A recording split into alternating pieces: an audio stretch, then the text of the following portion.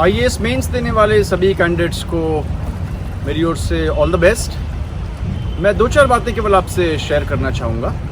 अच्छे आंसर्स को लेके बहुत पहले मुझे एक एडवाइस मिली थी जब मैं स्कूल डेज़ में था हमारे प्रिंसिपल साहब से, और वो ये कहते थे कि जब भी कोई आप अच्छा आंसर लिख रहे हों तो आप तीन चीज़ों का ध्यान रखिए। One was R, one was I and one was G, RIG, rig.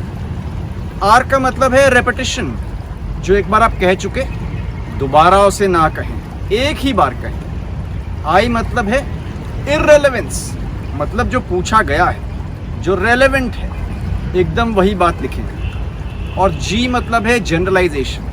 कई बार हम आंसर इतना जनरल लिखते हैं, इतना ऑर्डिनरी लिखते हैं कि उसमें कुछ भी खास बात नहीं, इतना भी जनरल ना हो।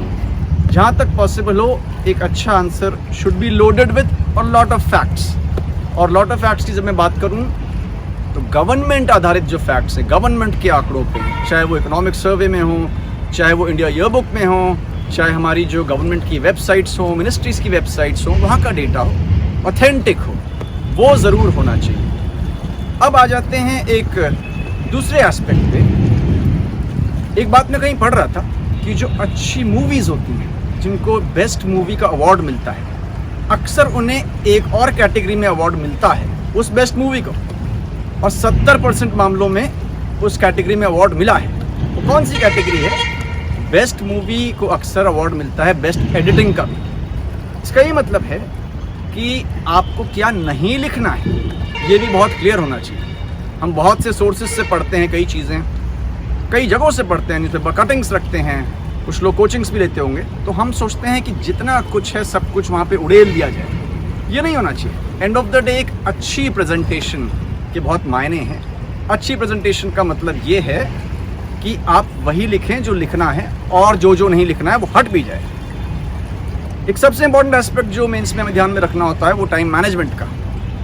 और जब हम लोग मेंस दे रहे थे तब तो जो आंसर स्क्रिप्ट है उसमें कहीं लिमिट डिफाइंड नहीं थी। आप आंसर स्क्रिप्ट इशू कर सकते थे और ले सकते थे। तो जनरल थंब रूल जो मैं फॉलो करता था वो ये था कि औसतन आप 1 मिनट में कितने शब्द लिखते हैं। मान लीजिए मैं 18-19 लिखता हूँ तो मुझे पता होता था कि 300 वर्ड्स का आंसर है तो मैं कितने मिनट में लिख लूँगा। उसका आप एक छोटा सा मेंटल मैप बनाएं, चाहे फिर उसको पहले से भी प्रैक्टिस करके रखें कि आप नॉर्मली 5 मिनट में 10 मिनट में कितना लंबा आंसर लिखते हैं।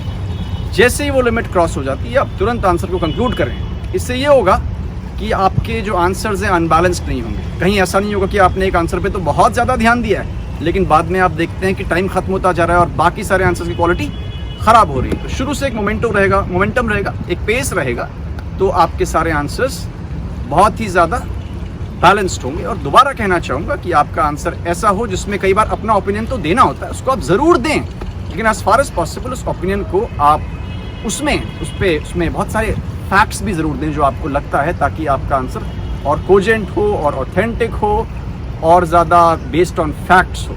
ये कि आपने जितना कुछ भी पढ़ा हो, जो भी पढ़ा हो, इसेंशियली आपको जज इस पे किया जाएगा कि आप वहाँ पे उन 3 घंटों में क्या लिखते हैं। और आप जो लिखते हैं, सबसे पहली बात तो वो रीडेबल होना चाहिए। बहुत से ऐसे भी कैंडिडेट्स होंगे जो हो सकता है हैंड राइटिंग के लिहाज से इतना साफ ना लिखते हों। मेरी उनको केवल यही सलाह है कि अगर आपकी हैंड राइटिंग बहुत अच्छी नहीं है तो only way you can deal with it कि आप थोड़ा और धीरे लिखें लेकिन क्लियर लिखें। थैंक यू सो मच और दोबारा आपको ऑल द बेस्ट।